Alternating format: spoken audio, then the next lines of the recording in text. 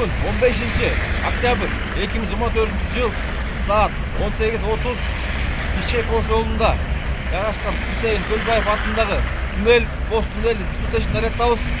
Эртең мененки saat 7:00-дөн баштап азыркы убакытка чейин кар токтобой жааганына байланыштуу ушундай чоң жүк ташуу автоунаалар, жеңил автоунаалар жол тыгынына кабылып берди. Дөңгөлөктөрү жайкы бойдон чыга башкан. Айдоочуларга кайрылып келет элек.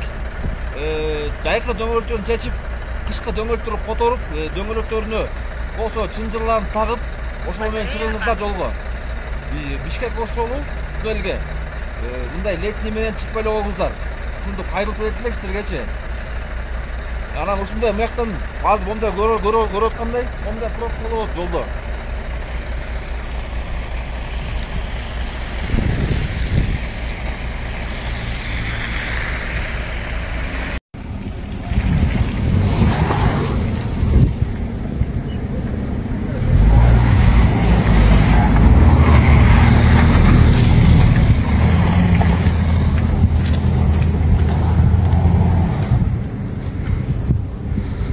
Taşı 15 октябрь seb albalıqla toktop kalıp atmışlar.